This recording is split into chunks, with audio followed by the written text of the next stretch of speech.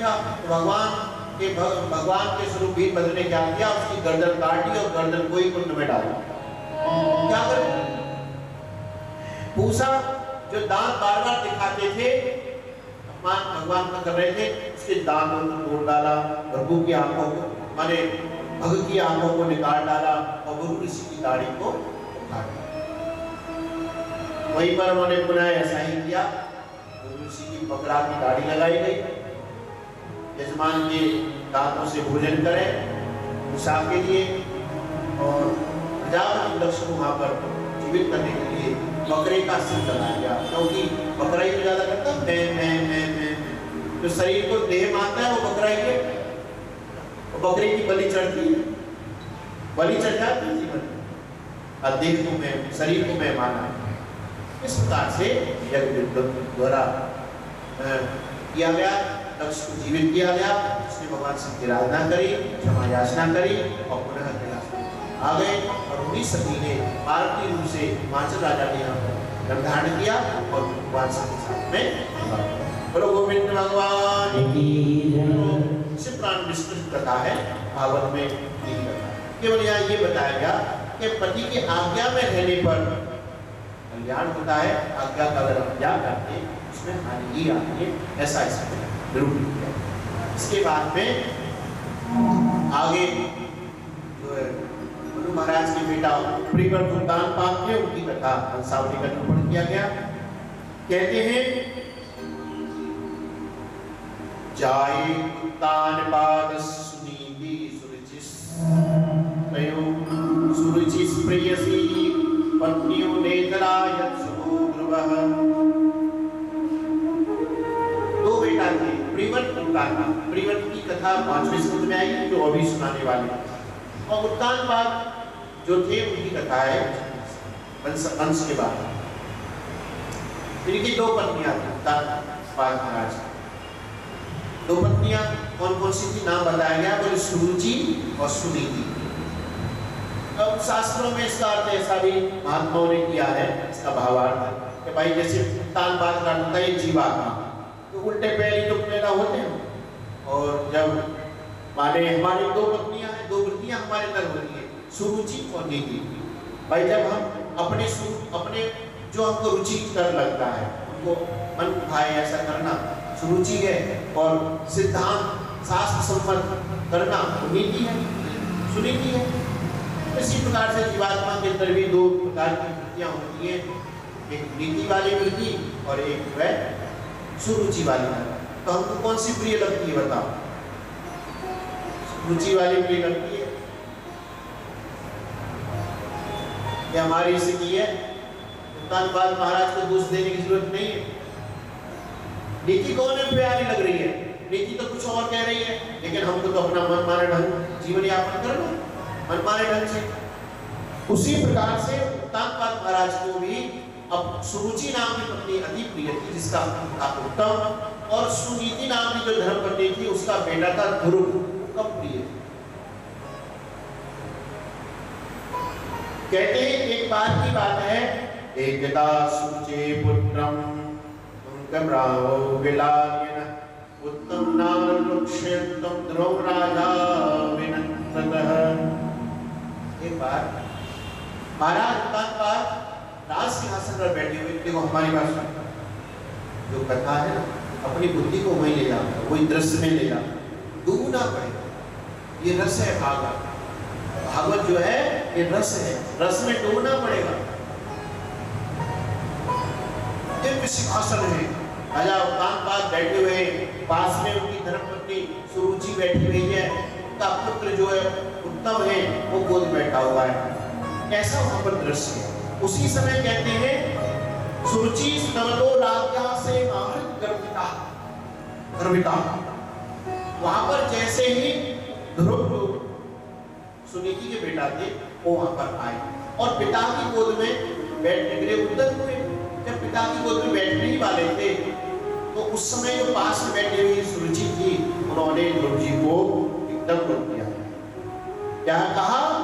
नगरी नावत्स कृष्ण भगवान रोड़े मर्यति।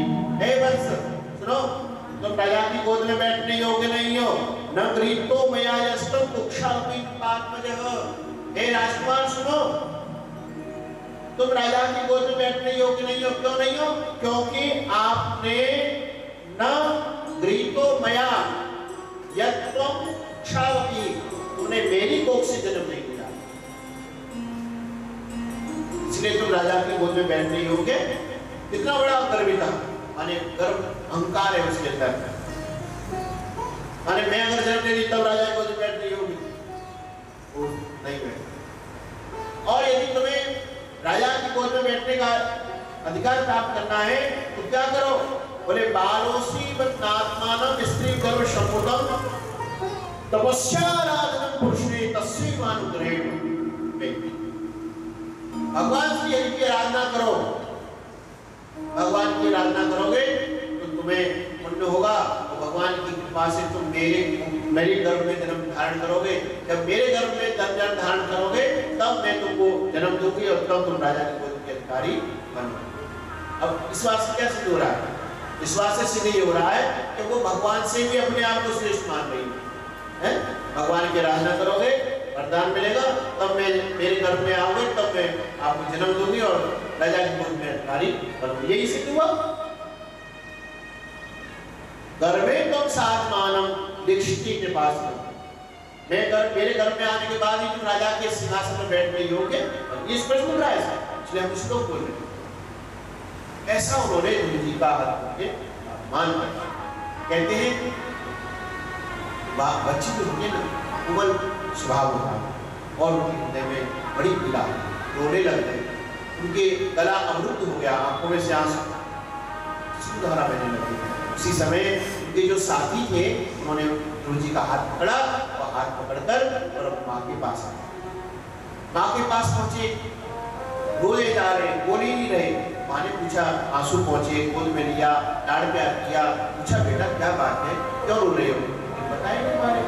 उधर साथियों से पूछा, साथी बालकों से, बालकों ने बताया कि माँ अभी की बात है, राजा की गोद में गुरु जी बैठने जा रहे थे, उसी समय छोटी माँ ने उनको अपमान कर डाला और इनसे बोला, अरे बालक तुम राजा की गोद में बैठने योग्य नहीं हो, क्योंकि तुमने किसी दूसरी स्त्री के गर्भ से जन्म धारण किया है। यदि तुम्हें राजा की गोद में बैठने का अधिकार प्राप्त करना है तो भगवान की आराधना करो। भगवान की आराधना तपस्या करने पर मेरे गर्भ में आओगे और मैं तुमको जन्म दूंगी, तब तुम राजा की गोद में बैठने के अधिकारी बनोगे। ऐसा बोला। अच्छी माँ के लक्षण क्या? लक्षण है पता? माँ क्या बोली? सत्यम सुरुचि विहितम भगवान में। सत्यम सुरक्षा विहितम भगवान। बेटा माँ ने जो बोला है ना, सही बोला। ये बहुत अच्छी बात है। हमारे छोटी उम्र से अपने बच्चों को ये घर संसार की बात नहीं बतानी चाहिए कि हमारे दूसरे पापा ने, छोटे पापा ने, हमारे ससुर ने, जेठ ने, देवर ने या देवानी ने या सासू ने हमारे साथ ऐसा बुरा किया, फलाना किया, हमें कुछ नहीं दिया, हमने कमाया तब हमने घर बस। ये ऐसा नहीं करे। छोटी उम्र से बच्चों के मन में वैमनस्य फैला हुआ है। माँ श्रेष्ठ वही है, सामंजस्य बनाए। तो माँ ने कहा नहीं बेटा, माँ ने जो बोला है सही बोला है। सत्यम पुरुषाभितम भगवान में, क्योंकि यद दुर्भाग्या पुनरेक्रीता। बेटा तुमने ऐसी दुर्भाग्य स्त्री के गर्भ से जन्म धारण किया है जो मुझे राजा जो है अपनी दासी की दासी कहलाना भी पसंद है। भाई उसने अपना वर्चस्व बना रखा था सूची ने, तो राजा उनसे बोलने में घबराते थे। अलग है। हे बेटा सही बोला, तुमने ऐसी माता के गर्भ से जन्म धारण किया है जो राजा अपनी दासी की दासी कहलाना भी पसंद नहीं करता। इसलिए बेटा माँ ने जो बोला सही बोला। भगवान की आराधना करने पर प्राणी जो चाहे वो प्राप्त कर सकता है। तब बल विश्व रचे विधाता, तब बल विष्णु पोषण, तब के बल पर ही भगवान ब्रह्मा जी सृष्टि का निर्माण करते हैं, तपस्या के बल पर ही भगवान विष्णु पालन करते हैं और तब के बल पर ही भगवान शंकर जी सृष्टि का संहार करते हैं। तपस्या करने से ही आज ब्रह्मा जी को, मनु महाराज को, जिनको भी पद प्राप्त हुआ है तपस्या के बल से ही प्राप्त हुआ है। इसलिए बेटा सही बोला, भगवान की आराधना करने पर सब कुछ प्राप्त हो सकता है।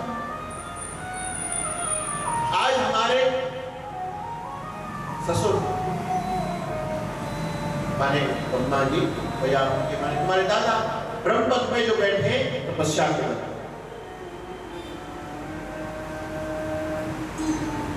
गुरु के मन में पक्का दृढ़ निश्चय हो गया कि मैं अब भगवान की आराधना ही करूंगा। और उसने माँ से आज्ञा ली, माँ ने कही बेटा अभी तो छोटा है, बड़ा हो जाए तब तपस्या कर लेना। बोले नहीं, इसी समय नहीं माने और समझाया। और 5 वर्ष की अवस्था में तपस्या करने के लिए वहां से चल दिए।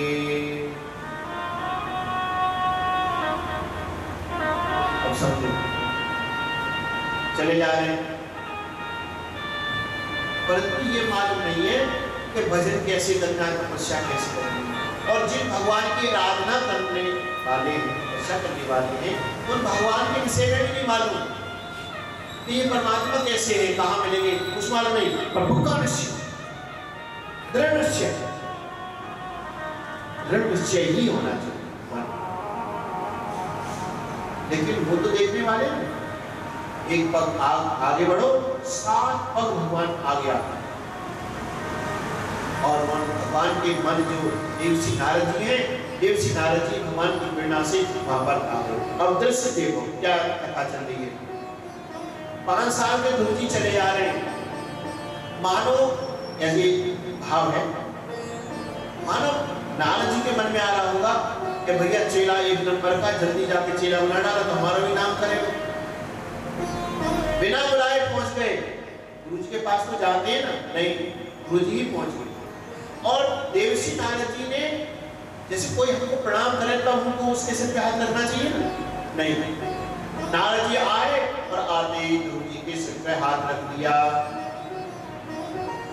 मन में क्या विचार कर रहे हैं, सुनो। अहो तेज क्षत्रियाणां मानभंगे दृश्यताम आलोप्यं यदा दत्ते यस्सामवचः।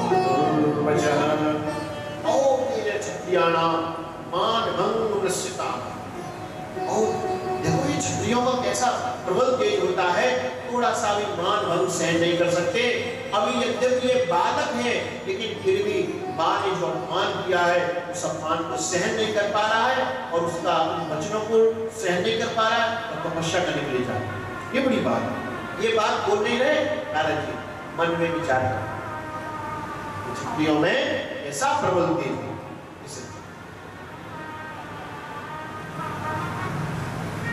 क्षत्रिय होते हैं, ये समाज के रक्षक होते हैं। और आप ऐसा मन में मन विचार करा करो कि ये जातिवाद है और इस जातिवाद के कारण हमारा देश जो गुलाम पड़ा, ये जो आपके मन में चलती है ना बातें, हमारे युवा पीढ़ी के तक बात, एक दो बात आप ऐसा मत सोचा करो कि भाई विदेशी लोगों ने हम पर राज किया, गढ़ व्यवस्था की वजह से। नहीं, ऐसा नहीं। ये रहस्य क्या है? देखो, सतयुग में सूर्यवंशी राजाओं में मनुवंश का प्रांत ज्यादा माहौल में रहता है। मनुवंश जो इस कथा चल रही है, ये मनुवंश की चल रही है। मनु महाराज की जो वंश में बेटी हुए, इनकी वंश में चल रहा है। ये 5वीं सदी तक चलेगी मनुवंश की। उसके बाद में चंद्रवंश की कथा है बाद में। तो सतयुग में मनु महाराज के जो वंशज है ना, सभी राजा बनते और वो पूरे चक्रवर्ती सम्राट का होता है, पूरी पृथ्वी के राजा। और उनकी राजधानी रहती है बिठूर। बिठूर कहते हैं उत्तर प्रदेश में कानपुर के पास में जो ब्रह्मावर क्षेत्र है ना, उसको बिठूर कहते हैं। वो पूरे संसार की राजधानी रहती है सतयुग में। ऑस्ट्रेलिया, अमेरिका, वेस्ट इंडीज जितने देश है ना, उनकी राजधानी ही बिठूर रहती है सतयुग में। दूसरा युग आ जाओ, त्रेता युग। त्रेता युग में सूर्यवंशी राजाओं का ज्यादा प्रभाव रहता है। और सूर्यवंशी राजाओं की जो राजधानी है वो है अयोध्या। अयोध्या जो है पूरे संसार की राजधानी रहती है त्रेता युग में। हाँ, इस संसार में जी रहे हो आप। पूरे त्रेता युग में अयोध्या जो है पूरे संसार की राजधानी। जितने राजा होते हैं पूरी पृथ्वी पर, सबके जो चक्रवर्ती सम्राट होते हैं अयोध्या के नरेश होते हैं। सामर्थ्य सभी राजा को देखो वंशावली में। आगे चलो द्वापर युग में चंद्रवंशी राजाओं की ज्यादा प्रधानता रहती है। चंद्रवंशी राजाओं की जो राजधानी है पहले रहती है झूसी माने प्रयागराज के पास में, झूसी उस पास, उसके बाद में हस्तिनापुर। और सभी राजा वंशावली देखो सभी चक्रवर्ती सम्राट। अंतिम राजा चक्रवर्ती सम्राट कौन हुए? युधिष्ठिर महाराज। उनके बेटा हुए राजा परीक्षित, और परीक्षित के हुए जन्मेजय। फिर हमारे देश में कोई चक्रवर्ती सम्राट नहीं। उसके बाद में राजा जो उसमें सूर्यवंश में बौद्ध पैदा हुए, उन्होंने बौद्ध धर्म को चलाया। जितने भी क्षत्रिय थे सब बौद्ध धर्म में चले गए। अब युद्ध कौन करे? उसके बाद में जो वर्ण संकरता नष्ट होती गई, वेदों का पठन पाठन बंद हो गया, तो मुसलमाने जो यवन लोग थे इन्होंने 1000 साल हमारे देश में राज्य किया।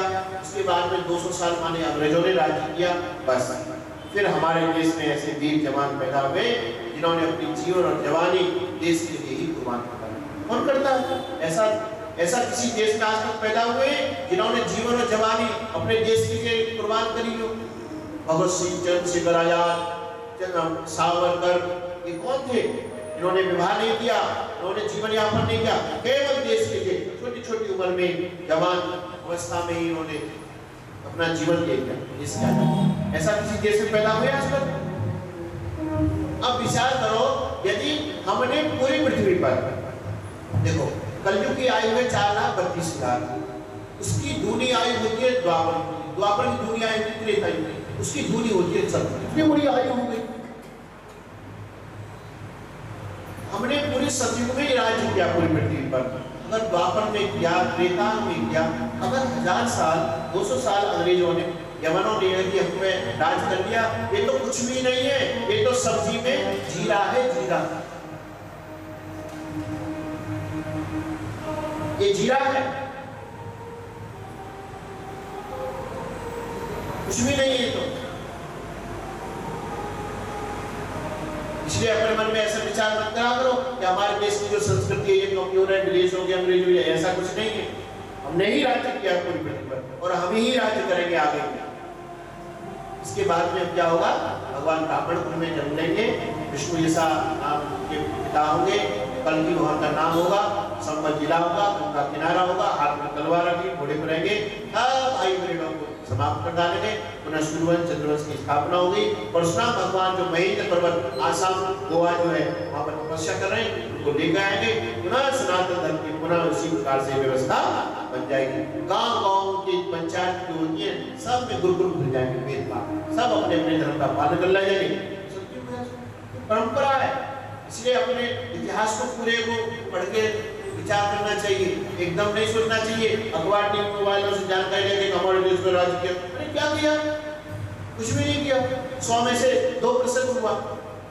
अगर हमने 98% राज्य किया है पृथ्वी पर, अगर 2% हम पे राज कर ले तो क्या बड़ी बात है? मालूम कुछ है। इसलिए जो क्षत्रिय होते हैं उनके अंदर शासन करने की सामर्थ्य होती है और वो सामर्थ्य भगवान ने बनाई हुई है। किंचित मात्र भी अपमान से नहीं कर सकते। तो यहाँ पर देवसी नारद जी मन में विचार कर रहे हैं कि मुन्ना सा बालक है लेकिन फिर भी ये अपमान को सहन नहीं कर पाया और सिर पे हाथ रख दिया। ध्रुव जी ने देवसी नारद के चरणों में प्रणाम किया। आज वो तो खड़े हो गए। पूछा बेटा कहाँ जा रहे हो? बोले हे मुनिवर मैं तपस्या करने के लिए जा रहा हूँ और मुझे आप उपाय बताएं। बोले क्यों बेटा? इतनी सी बात पर? अरे माँ ने अपमान कर दिया तो कोई बात नहीं है। उत्तर बात महाराज मेरे यजमान हैं, मैं जो कहूँगा वही करेंगे, मैं सोने के सिंहासन पर बैठाएंगे, चलो मेरे साथ में। मैं नहीं, मैं वापस लौटने वाला नहीं हूँ। बोले बेटा तुमने मन में जो संकल्प किया है ये इतना आसान नहीं है। पुनः पदवी यस्येन संगे जन्मनि। ऋषि मुनि जन्म जन्म मुनि जतन कराई, अंतराम कहे आवत नाहि। अरे बेटा जन्म जन्मांतर ऋषि मुनि तपस्या करते जाते हैं, तब अंत में भगवान का नाम नहीं आ पाता, संसार में फंस जाते हैं। तो ऐसे ऋषि मुनि भी नहीं कर पाते 5 साल पूर्व कर लोगे। जंगल में शेर है, चीता है, बाघ है, बिच्छू है, सर्प है, वे खा जाएंगे। जंगल में हवा, वायु, सर्दी, गर्मी, भूख, प्यास, वर्षा कैसे सहन करोगे? कौन तुम्हारी रक्षा करेगा? इसलिए ऐसा नहीं है तुम वापस लौट चलो। लेकिन ध्रुव जी का मन दृढ़। नारद जी तो परीक्षा कर रहे थे कि वास्तव में ये भगवान की प्राप्ति करना चाहते हैं या वैसे ही, परंतु ध्रुव जी का जो विचार था वो ध्रुव था, अटल था। उनका नहीं, गुरुदेव मुझे आप उपाय बताएं कि मैं किस प्रकार से तपस्या भगवान की करूं, आराधना करूं, इससे मुझे भगवान के दर्शन प्राप्त हो और मैं अपने मन के अनुकूल वर्तन करूं। तब उन्होंने देखा कि ये मानने वाला नहीं है। देवर्षि नारद जी कहने लगे, बेटा जनन्यावहिता पंथा सवै निश्चयस्य। बेटा तुम्हारी जननी माँ धन्य हो गई जिन्होंने आप जैसे बेटा को उत्पन्न किया है, क्योंकि माँ जननी वही कहलाती है जिसका बेटा भगवान का भक्त हो, सूरवीर हो और महादानी हो। जन्मी जने तो भक्त जन कहता था कि सूर नीतो रहता बांधड़ी मती गवाजे। माँ वही है जिसका बेटा भगवान का भक्त हो, दानी हो या सूरवीर।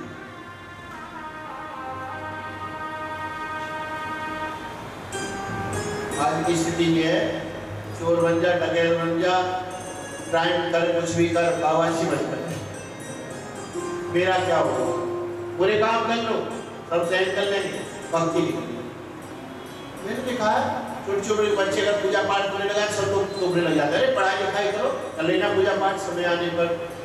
ये 10 आदमी टोकेंगे। अगर आप शंकर जी में जल चढ़ाने के बच्चे को भेजोगे लोटा लेकर, 10 लोग कहेंगे ये जा रहे हैं, पुजारी जा रहे हैं, ये भक्त जा रहे हैं। लेकिन अगर आपका बेटा गुटखा खाता है, बीड़ी पीता, गांजा पीता, कोई भी आपसे कहने नहीं आएगा कि आपका बेटा गलत रास्ता में जा रहा है, इसे समझाओ, वरना उस बेटे को समझाएंगे। ये है संसार।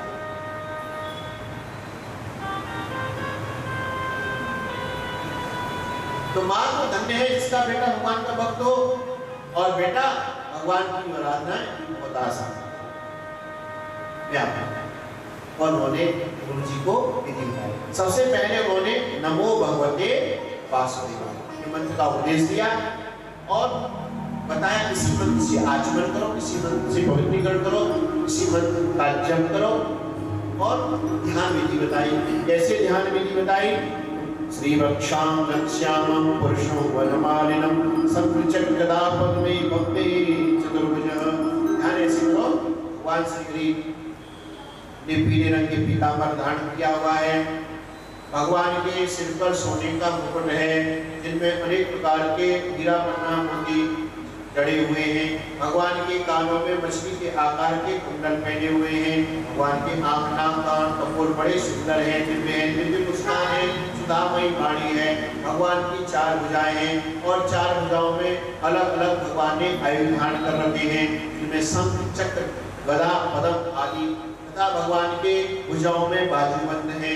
भगवान के छाती पर माने यहाँ पर श्री वत्सता चिन्ह है और शुभ मणि है, वरमाला धारण की हुई है। भगवान के पैरों में बड़े बड़े घुंघरू हैं। इस प्रकार से भगवान के दिव्य श्री विग्रह का ध्यान हो। यहाँ से मधुबन जाओ, भगवान वृंदावन पास में यमुना के तट। तो इस प्रकार से उनको विधि बताई और वहाँ पर उपाय बताए। बिना गुरु के एक निश्चात्मक बुद्धि नहीं बनता।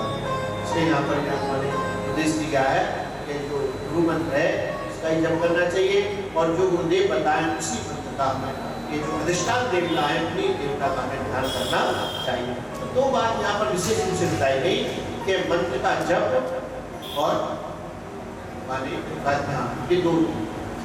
क्योंकि कभी-कभी आपने देखा होगा हम भजन करते हुए गुजर जाता है, इसलिए जाता है कि हमने अपनी वाणी को जब किससे होता है? वाणी से।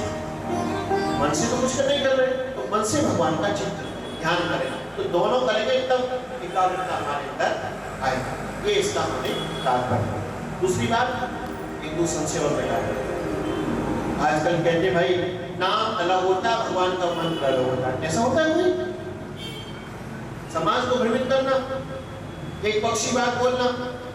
कौन सा मंत्र है? आप कोई भी मंत्र बताओ, इसमें 2 बता दो। नमो भगवते वासुदेवाय। अब इसमें क्या है, नमो भगवते भगवान का नाम है, वासुदेव भगवान का नाम है। अब इसको संस्कृत में जो विभक्तियां होती हैं, विभक्तियां वैसे रूप तो सुने होंगे, राम रामाभ्याम रामेभ्ये, होता है ना ये रूप संस्कृत में, तो ऐसे ही रूप होते हैं। तो यहाँ पर चतुर्थ विभक्ति है, तो वासुदेव का वासुदेवाय हो जाएगा, नमो भगवते वास। तो भगवान का नाम ही तो है शिवाय, नमः शिवाय, नमः शिवाय। शिव में भी चतुर्थ विभक्ति का रूप शिव का शिवा हो गया, नमः शिवाय।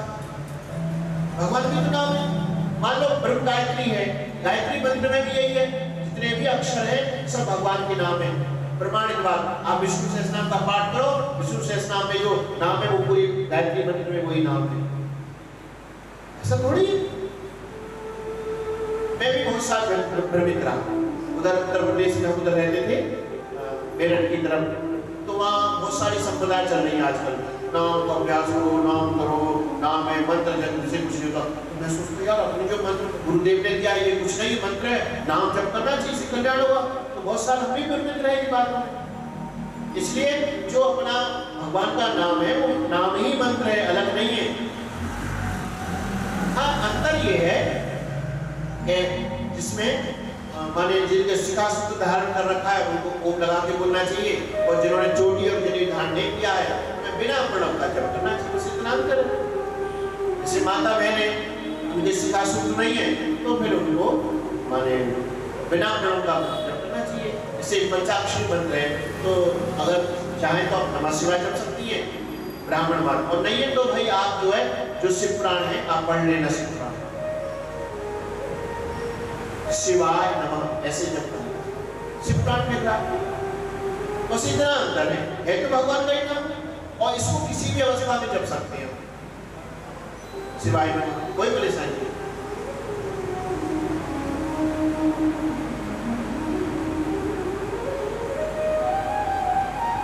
जब करने बैठे इस प्रकार से अपने हृदय में ध्यान करें। अब जो आपके इष्ट देव है उन्हीं के स्वरूप का ध्यान करें। अगर भगवान शिव है, बड़ा दिव्य केदार कुंड है, अलकनंदा नदी बह रही है, पहाड़ है, बर्फ जमी हुई है, और भगवान शिव एक पत्थर पर बैठे हुए हैं, उन्होंने जटाजूट धारण ऐसे कर रखा है, बड़े बड़े काले काले नाग ऐसे लगाए हुए हैं, पूरे तन पे भस्म लगा रखी है, अब बागांबर पर बैठे हुए हैं, इधर नंदी खड़े हुए, त्रिशूल है, डमरू है, और भगवान शांति मुद्रा में ऐसे बैठे हुए।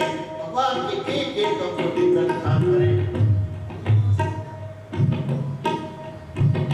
और जब करें इस प्रकार से अपने घर में भजन करना चाहिए। विधि यहाँ से प्राप्त गुरु गोविंद भगवान की।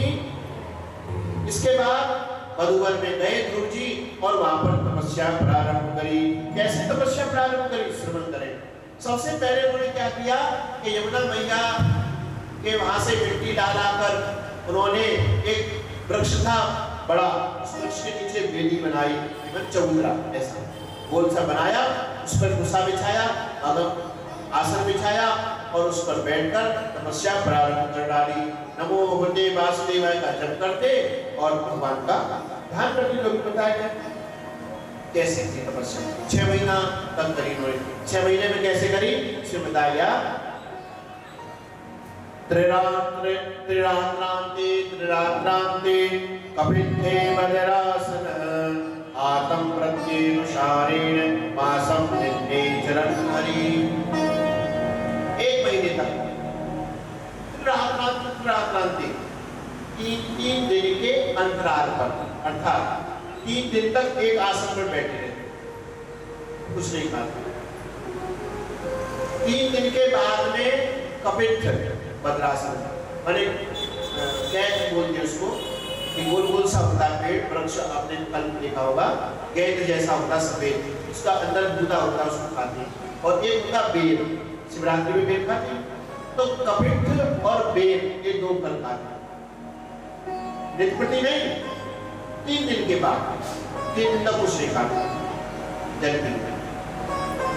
इस प्रकार से आत्म वत्नुसारेण भगवान श्री जी की भजन करते हुए उन्होंने पहला महीना बंदी।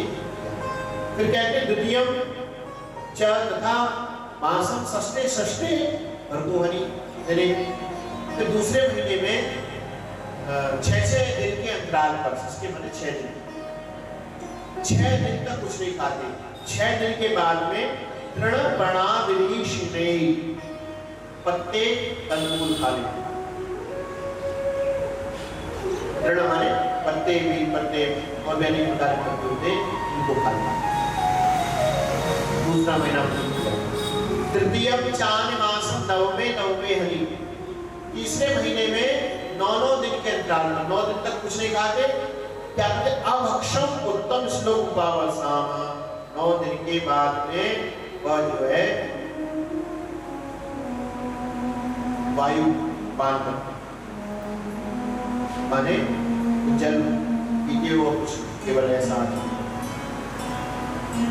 चतुर्थम वै मासम द्वादशी द्वादशी हनि, चौथे महीने में 12 दिन के अंतराल पर वायु भक्षो श्वासो ध्यायेन देव मंदारे, भगवान 12 दिन के अंतराल माने 12 दिन तक आराधना करते। 12 दिन के बाद में जल भी नहीं पीते, वायु भक्षो श्वास लेते। अब इसका क्या हुआ कि 12 दिन तक श्वास भी नहीं लेते। ये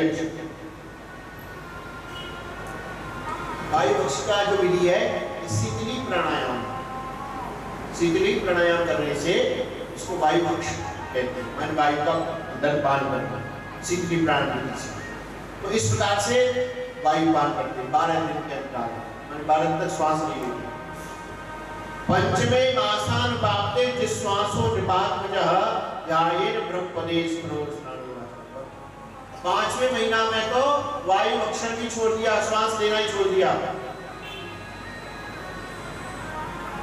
ऐसे इस महीना बीत गया।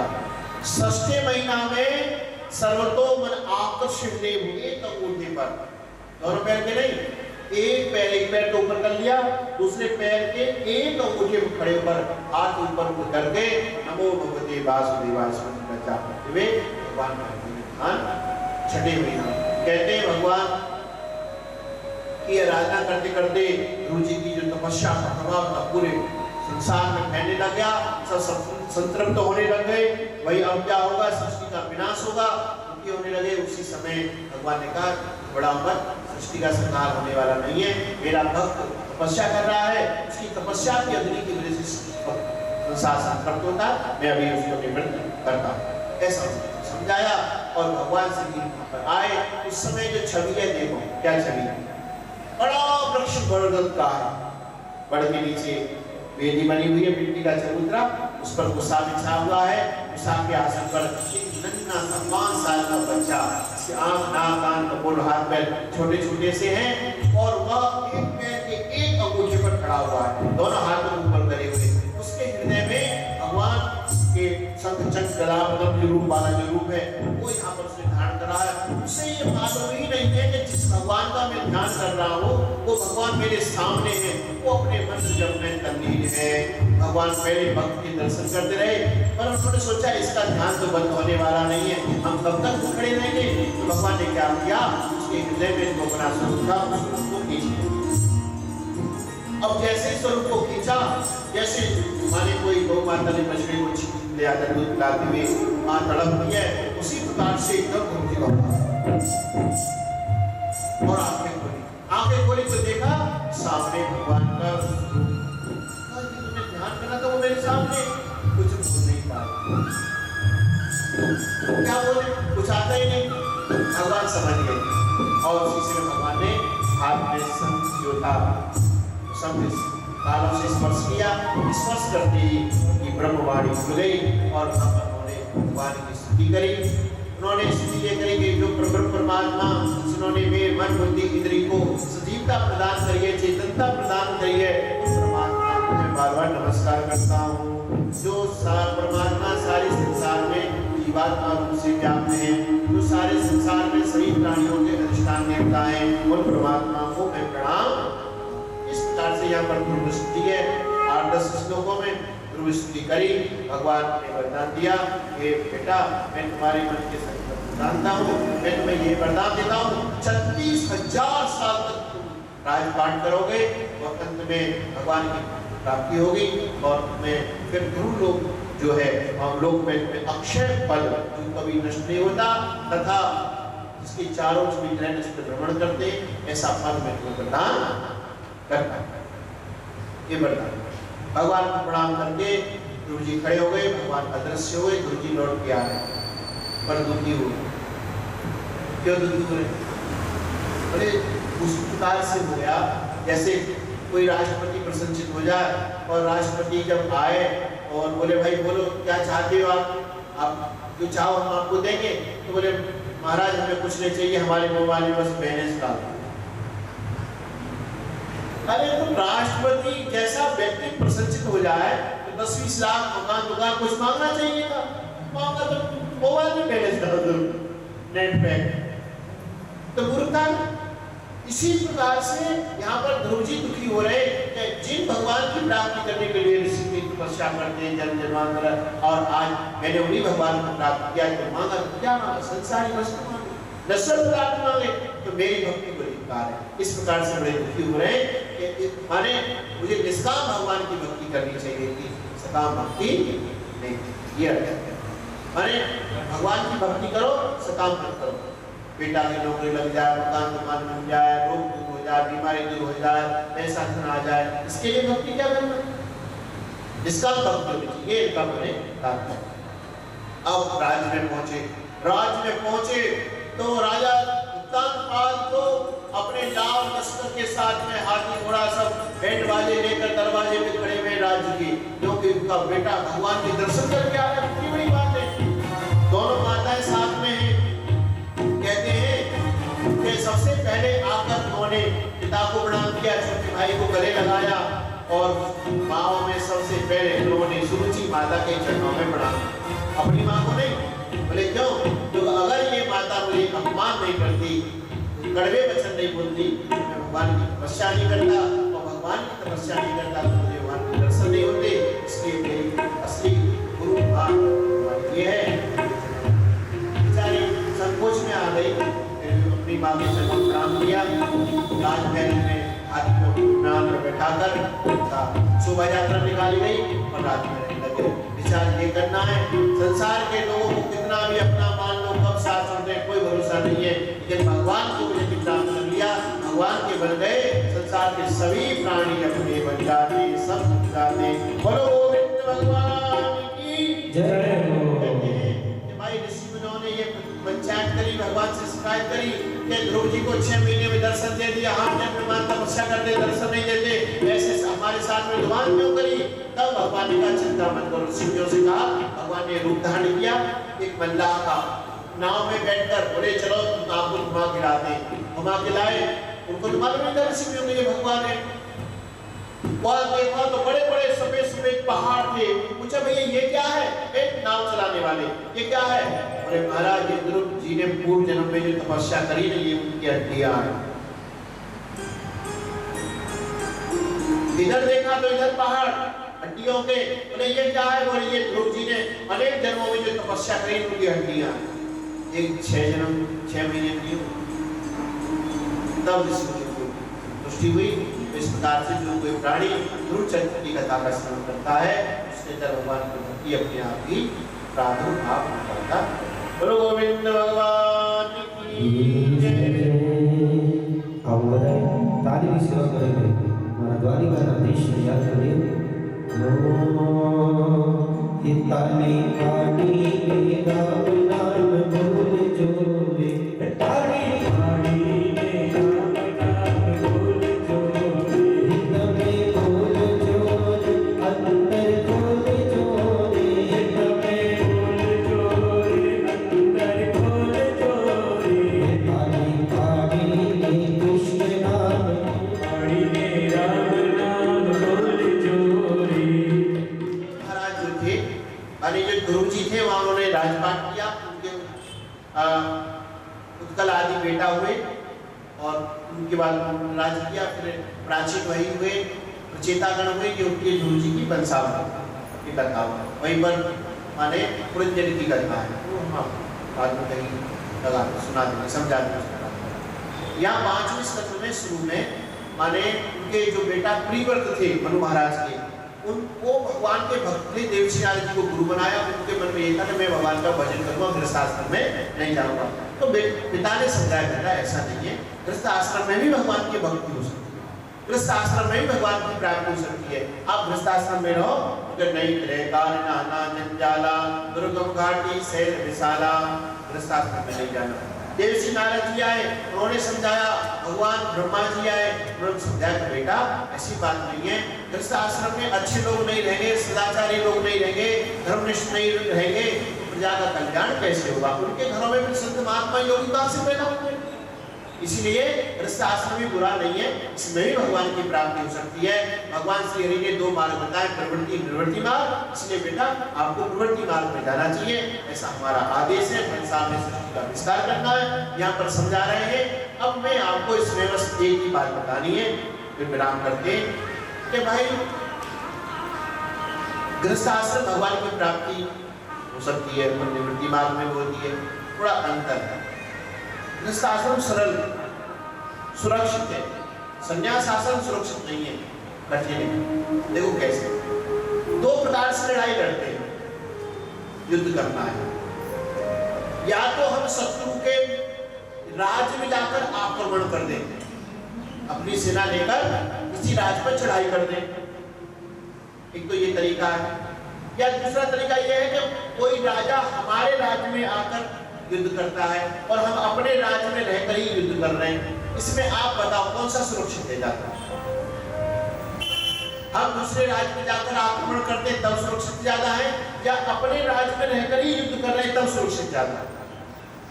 अपने राज्य है ना, युद्ध तो करना पड़ेगा, युद्ध तो करना ही पड़ेगा, परंतु अपने राज्य में जब हम करते थोड़ा सुरक्षित है, थोड़ा व्यवस्था है बनी गई। और वहां जो जाते तो मैदान की लड़ाई, क्योंकि अपना महल महल तो कुछ होता नहीं है, टेंट तंबू तान के युद्ध करना पड़ता है।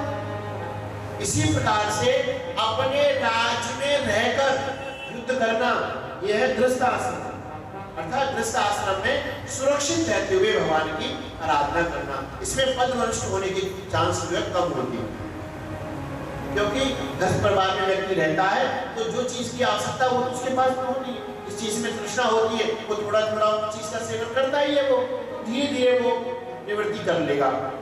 घर की लड़ाई है, परंतु संन्यास आश्रम जो है ये मैदानी जंग है, इसमें मैदान में लड़ाई लड़नी पड़ती है, इसमें व्यक्ति सुरक्षित नहीं है, क्योंकि इसमें किंचित मात्र भी धन पद प्रतिष्ठा आदि, धन स्त्री धन किसी में आसक्ति हो गई तुरंत प्रतिष्ठा। ये मैदान की लड़ाई माने दूसरे के राज्य में जाकर आक्रमण करना। इसलिए मनु महाराज ने, देवसी नारद जी ने और ब्रह्मा जी ने समझाया बेटा हम भगवान श्री हरि के आदेश में रहते हैं, तो उन्होंने जो आदेश दिया है हमें उसी धर्म का पालन करना चाहिए। इसलिए आप मान जाओ हमारी बात, गृहस्थ आश्रम में रहकर भगवान का भजन करो, आराधना करो। उन्होंने गुरुजनों की आज्ञा को स्वीकार करके गृहस्थ आश्रम स्वीकार किया, उनका विवाह हुआ, उनके आगनीत नाम के बेटा हुए, और आगनीत नाम के बेटा उनके हुए माने बेरू, और पत्नी थी, और उनके गर्भ से भगवान ऋषभ देव ने अवतार धारण किया। बोलो ऋषभ देव भगवान की जय हो। ये भगवान के अवतार। तो यहाँ पर कथा को विराम देते हैं, थोड़ी सी कथा रह गई जड़ भरत की, तो वो कल सुना देंगे। इसमें यहाँ तक होना चाहिए थी कथा, मैंने निश्चित बात हरि नाम की राम हरे हरे हरे कृष्ण कृष्ण कृष्ण हरे हरे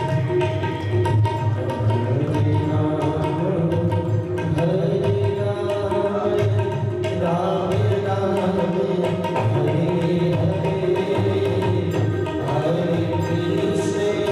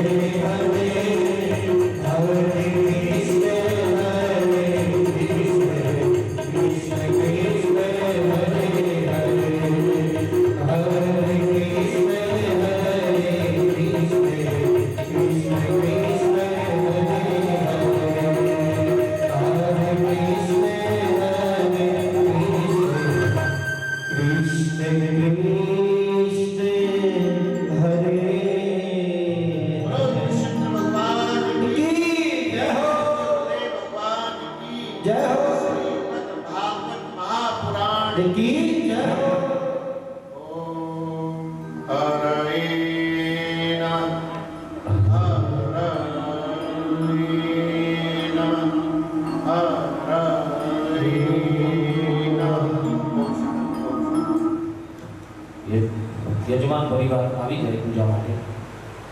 અસ્તુદરવીરકો સર્વગણ પુષ્પસ્તયે આત્મસ્વની પ્રજા સહિ પરુરની લોક સંજભયધની અગ્નિ પ્રજાં બહુલાં મે તરોત્પન્નમ વયોરેતુ અસ્મા શુદ્ધત ઇઘેત્પુર્ચેત પાવાય પસ્તતે ભોગઃ સવિતા પાર્વયદુષેષ્ટતમાય કર્મણ આપ્યાયત્વગ્ન્યા ઇન્દ્રાય ભાગમ प्रजापतिरनभिवायत्मापस्तेन ईशतमा दजतोषोध्रुवा अस्मिन् गौवतोऽस्यात्मविर्जजमानस्य पशुन् पाहि इदं विष्णुर्विचक्रमेत्रेदानिगदेवदम्ब समूढमस्य पाकुसुरे स्वाहा.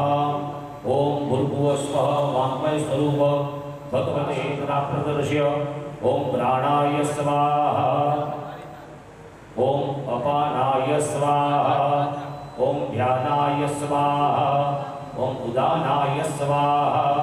ओम गंधम गंधपुष्पम समर्पयामि. विष्णु कन्हैया की जय. जय जगदीश स्वामी जय जगदीश हरे. भक्त जनों के संकट त्रास जनों के संकट शरण में दूर करे.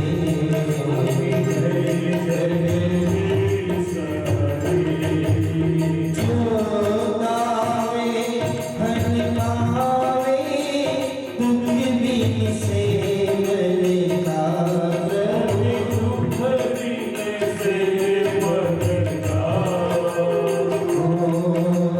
सुख संपत्ति गण आवे. सुख संपत्ति गण आवे. कष्ट मिटे प्रथा ओम जय जगदीश हरे.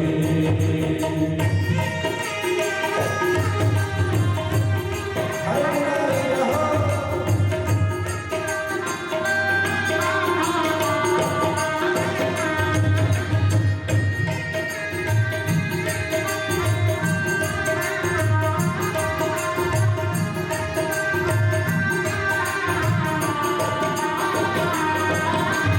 मात पिता रोवे किसे तुम बिन और दूजा. तुम बिन और दूजा. आस करूँ इसकी ओम जय जगदीश हरे. तुम पूरे परमात्मा तुम अंतर्यामी. स्वामी तुम अंतर्यामी. परम हे परमेश्वर परम हे परमेश्वर तुम सबके स्वामी. ओम जय जगदीश हरे. तुम्हें करुणा के सागरे तुम पालन करता. स्वामी तुम पालन करता. मेरे मूर्ख फलकामी मेरे सेवक तुम स्वामी. कृपा करो करता. ओम जय जगदीश हरे. तेरे बंधु दुख हरता ठाकुर तुम मेरे प्रकाश तुम मेरे. अपने हाथ उठाओ अपने हाथ उठाओ. शरण प्रणामे तेरे. ओम जय जगदीश हरे. विषय